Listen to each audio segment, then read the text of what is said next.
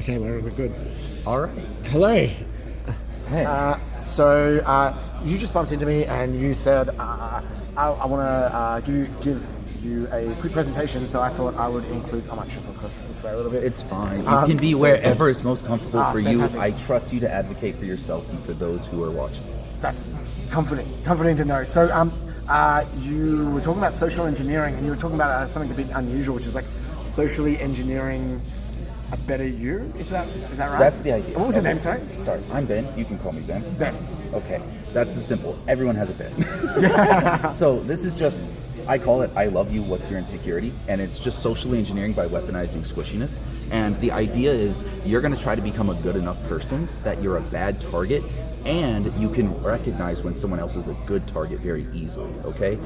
Okay, cool. And so there's some Who Am I? I'm going to skip these except to say that the finale of my Who Am I is that I feel responsible for the death of my significant other, okay? And so opening up with that vulnerability, we get to the context of survival. And so doing this, I'm gonna throw myself deep into the mode of anxiety, and then I'm gonna be anxious for the entire talk, and that's on purpose. Okay, so at a certain point, anybody will do anything they can to just make it one more day. And then those same things that we do to survive are the same things that can be holding us back from being the person we want to be. And I call those survival contexts. They're frames of mind that keep us from being the best person we can be. And you can't read these, and so maybe, hey, there we go. And so I break down ego into four predominant things that get in the way when we are trying to act in our long-term best interest. Okay? And so I call them the need to be right, the need to look good or feel like you fit in, the need to feel like you are in control, or the need to feel like you are safe and avoid discomfort. And so feeling safe isn't being safe. If you want to feel safe, you're never going to go outside again. If you want to be safe, you're not going to walk into the street without looking both ways. Okay. I'm going to move this back because, hi, this is Ray Redacted's company credit card. I have written permission to show this. Oh, wow. Okay, so the story is very simple. Ray Redacted is a wonderful, intelligent human being who offered to pay for everybody's dinner. Okay? And he realized he's going to be late for his flight, and so he left without getting his car. And so the question is, what had his case to the point where he couldn't self-advocate to the point of keeping himself safe and keeping his commitments to himself, his employer, and his family? And the reason I bring it back to the breakdown of ego that I give of a need to be right, a need to look good, a need to fit in, a need to feel control, or a need to feel safe or avoid discomfort is that all four of those major things can result in you not realizing that your commitments are outstanding and not honor them and not be the person you need to be or you want to be. Definitely. Okay, and so whenever I make mistakes, the first thing I do is I don't even focus on the logical, here's what I could have done better. I focus on, here's what I made more important than being the person I said I was going to be or I wanted to be. Interesting. Very interesting. Okay, I'm going to keep moving forward. Am I okay with it? Yeah. I'm suffering. There we go. So this one is really simple. It's how you do one thing shows us how you do everything. And if you follow back your regrets or your mistakes and what you made more important, you'll find other times you made it more important. And so the following slide is, that means your insecurities are always shown. Everyone can tell how you're insecure. Interesting. And everyone else can always follow up with, here's what you're making more important than your commitments. Okay, this is the engineering design process. This is fucking boring. Okay, these are the steps to manipulation that we usually lay out, okay? And, okay, we're good? Yeah, we just gotta keep our heads above water. Yeah, you're good. All right. So the first thing you need to do is you need to set your intention. Everyone here at DEF CON is smart enough to figure out someone else's motivations. So the first thing you do is you decide, who do I have to be to get what I want to happen for someone else to happen? And you set your motivations and you stick to those and you feel those in your heart. Okay, the next thing I do is I have to be at stake. You have to give a shit about the other person if you want anything close to be enrolled from them. Because if there's nothing at stake, then nothing really matters.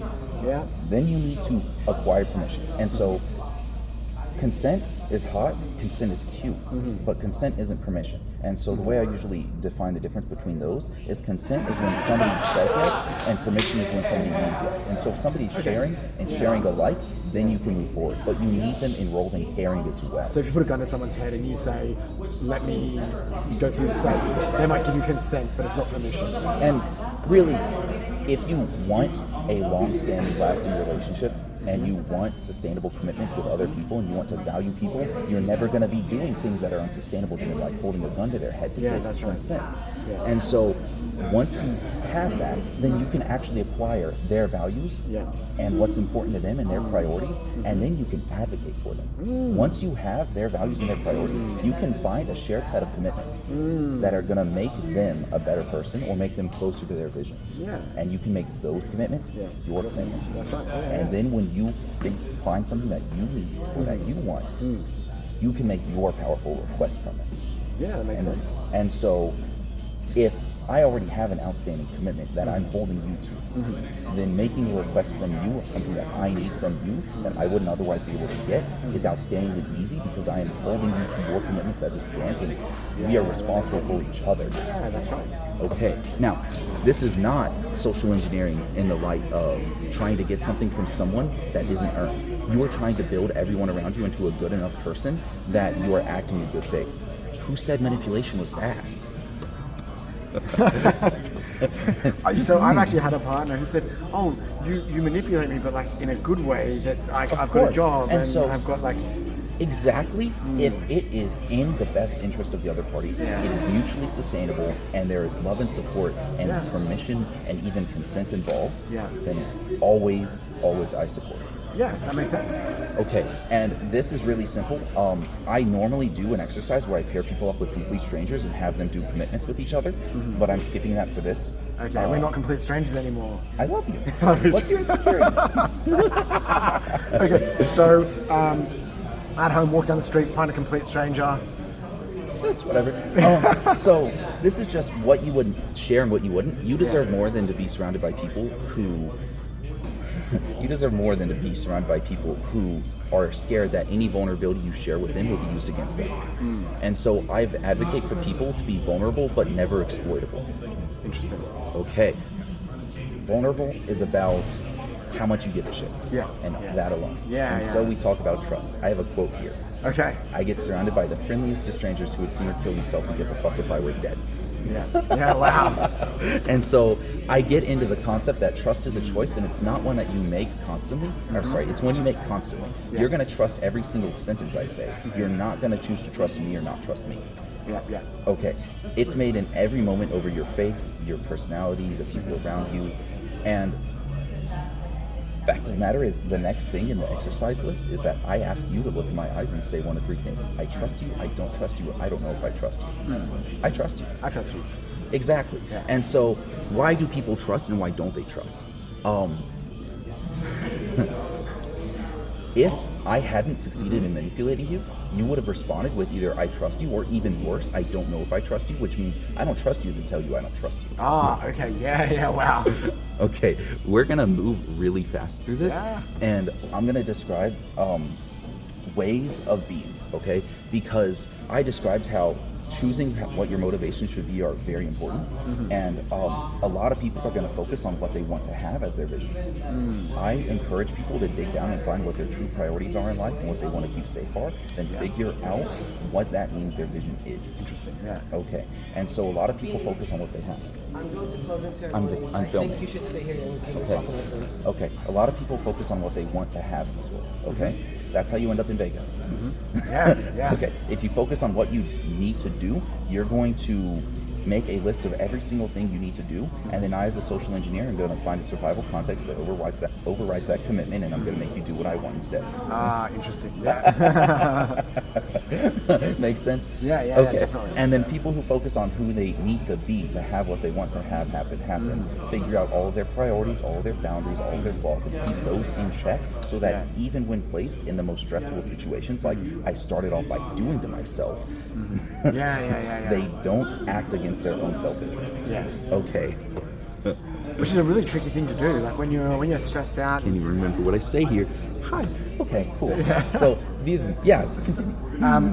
When people are stressed out, you have like a anxiety, you've got all these different chemicals flowing through your brain. Your prefrontal cortex isn't like making necessarily the best decisions. You can often act in things that will either hurt you immediately or hurt you in the long run, just to alleviate some immediate pain or something like that, right? And so I don't have time to ask you. Well, actually, we'll do it anyways because I'll skip some of this. I'm going to ask you what you think your vision is of how you're going to improve, how you need to improve your life right now. So I think at the moment I am probably like a bit lost. Like I've got a lot of stuff I'm doing.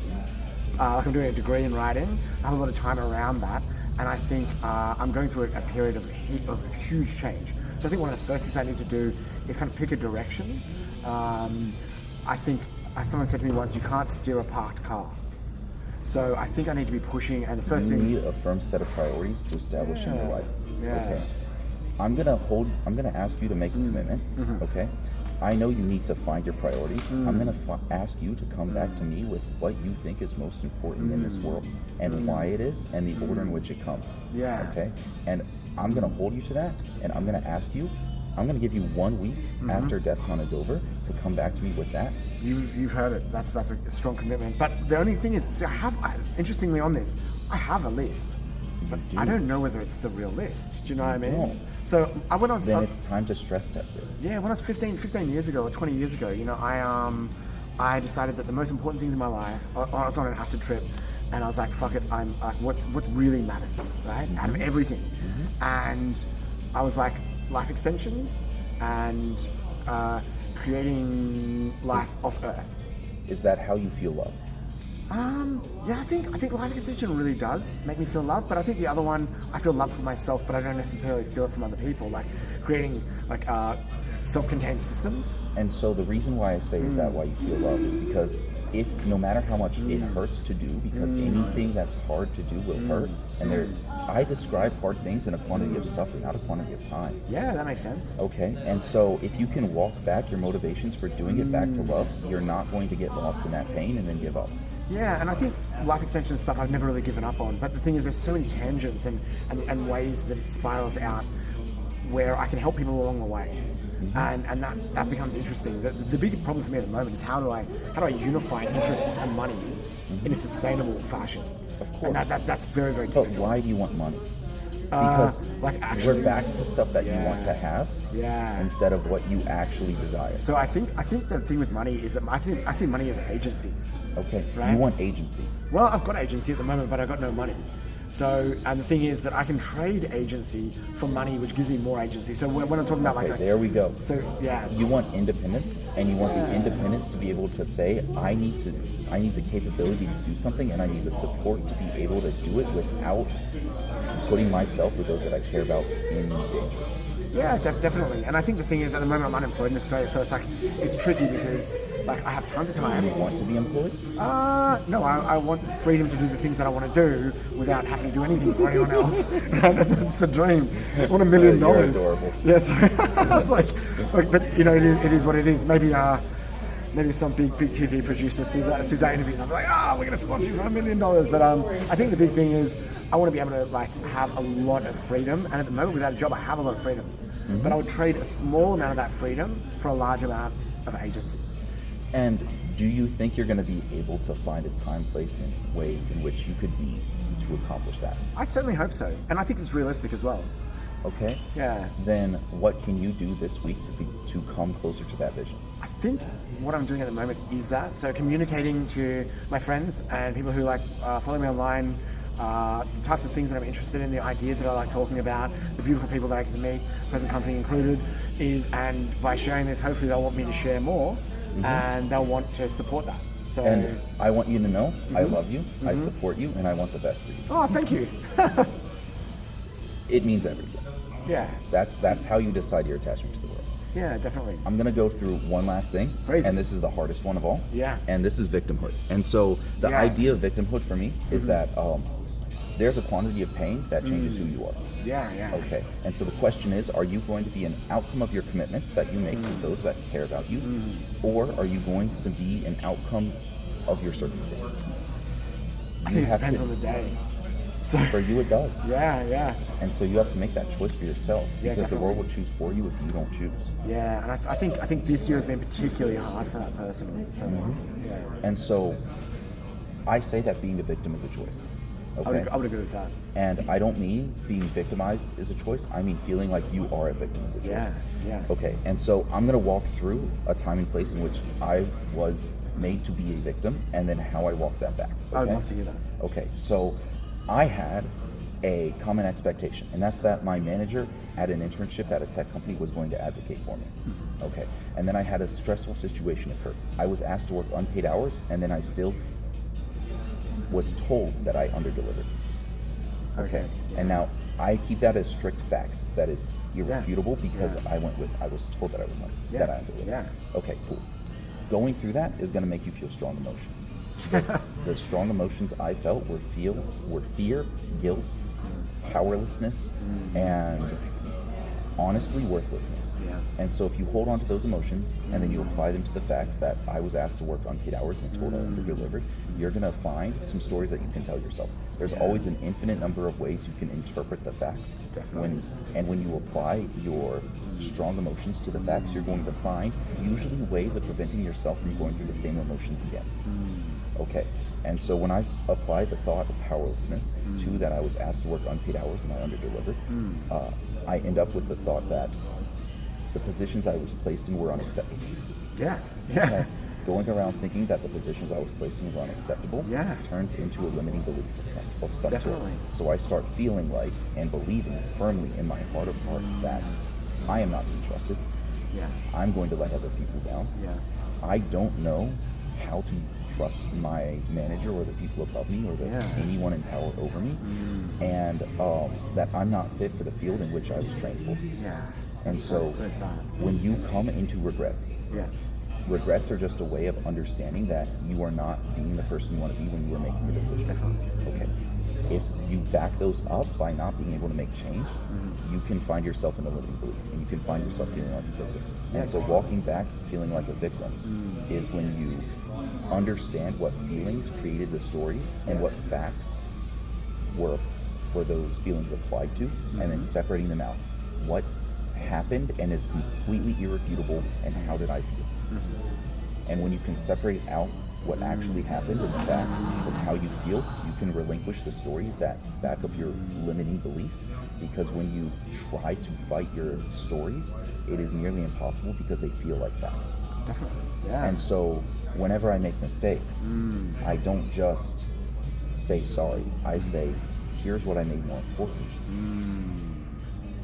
Because what I made more important is what's going to traumatize me going forward if I don't overcome it.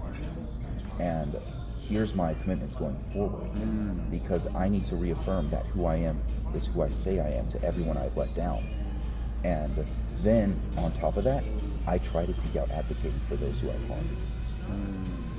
And so that's the entire point of this entire thing, is that I want to take people to the point of being able to confidently be the person they want to be, and that way you can find your own insecurities and fight them, or if you get to the point of understanding your own insecurities, you're going to start to notice everyone else's. Yeah. Thank you very much for sharing, by the way. I tried to make it quick, but everything I do is in support of you. Of course, and thank you very much. And like do you mind if I, so first of all, thank you very much. Like I said, it's all love. I want to just ask you a couple of quick questions before we wrap up. Could you tell me a little bit about, like, obviously what you're doing is very different than what a lot of, this is a tech conference. Like, we think about tech. I do biotech, which is obviously a bit of a different one. And how did you get into social engineering? I didn't. I have complex post-traumatic stress disorder, and I need ways of being and ways of comprehending the world that make it so that I can overcome strong feelings and strong emotions. My job is a chip designer. Oh, wow. I also own a startup in a biomedical industry. And so the question becomes, if you become a better person consistently, then what's stopping you? If you actually care enough, nothing will get in your way. It's a powerful message, really, really powerful message. And I think very, very important. And I think this social engineering and thinking about like... we talk about social engineering, but honestly, for this entire talk, it's been bait. It's a fun word, but it really just means that you are changing who you are and you are changing who others are. And I think it's something which is left out of a lot of like tech conferences, even though mental health is a huge thing, management in companies is a huge thing. Most people end up as hackers because they feel exiled from the worlds in which they exist. Yeah, and they can find community with other people that have this. And from a bioweapons perspective, which is what I talk about, the best thing to fix bioweapons is not like locking down sequences, it's by creating community. Actually, I make I have to call it a wellness device for now until my clinical trials finish, but I make a wellness device. Amazing. I want to hear more. Anyway, so if people want to get in contact with you, how do they find you? How do they? Is there a way, or do they have to come in? I have a URL set up for this talk. It's been at whatismy.life. Yep, I'll put that in the description. I want to say thank you once again. Sharing this with my friends in Australia, and catch you later, guys. Take care.